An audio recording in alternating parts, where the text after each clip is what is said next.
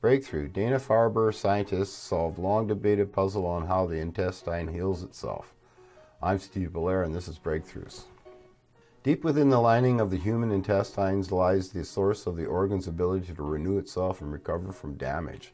Intestinal stem cells, ISCs, lodged in pockets of tissues called crypts, generate the cells that continuously repopulate the intestinal lining. Even the stem cells themselves have a safety net.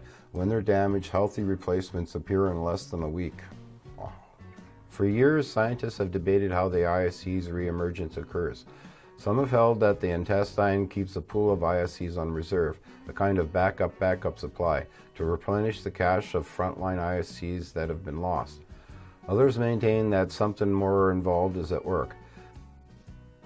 The ISCs, like queen bees, give rise to more specialized or differentiated progeny, in this case, daughter cells that form the inner lining of the intestine.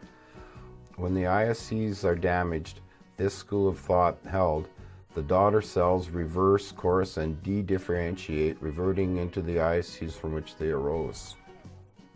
A new study by Dana-Farber Cancer Institute scientists come down solidly on the latter option. Published online today by the journal Cell Stem Cell, the researchers found that ISCs and their daughter cells have a strikingly reciprocal relationship.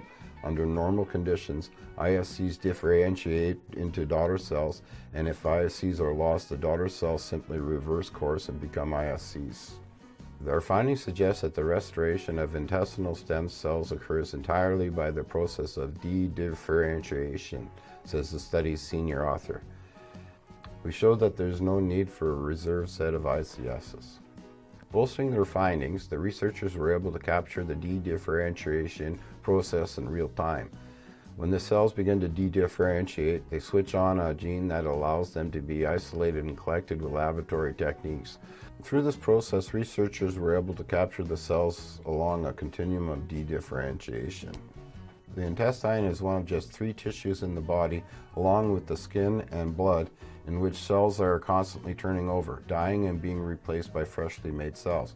They share this quality because they are the tissues most intimately in contact with material from the environment and therefore with potentially harmful substances.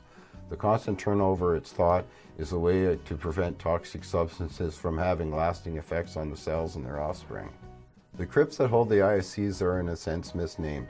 Far from being enclosures where dead cells are entombed, they are the sites where ISCs daily generate the billions of daughter cells that take the place of defunct intestinal cells. One of the chief characteristics of ISC is that they are extremely radiosensitive or vulnerable to radiation. People exposed to high levels of radioactivity in the form of nuclear fallout, for example, can suffer severe intestinal damage because of the loss of ISCs, halt the production of cells to regenerate the damaged tissue. But if ISCs succumb easily to radiation, they also make a rapid return. Patients with radiation-induced intestinal damage who can be kept alive for a week often recover as their ISC levels bounce back. To determine whether its rebound is due to a reserve of stock ISCs or to de-differentiation of daughter cells, the researchers performed a kind of time-lapse experiment. They treated a collection of ISC cells with the drug tamifluxin, which causes the cells and their offsprings to become fluorescent. They waited 48 hours for the labels to take hold, then killed the ISC cells. If the daughter cells were indeed differentiating, any ISC cells produced after that point would be fluorescent. That's exactly what researchers found. While scientists have been able to convert many kinds of differentiated cells into stem cells using laboratory techniques, the researchers demonstrate that de-differentiation is more than a curious act of nature. It is the principal means to restore damaged stem cells in the intestine. It is not known whether cells of other organs and tissues have this capability, but it remains an open avenue of investigation. Wow! That's amazing. I'll leave a link to the full article in the description, and as usual, please like, share, subscribe, and take care.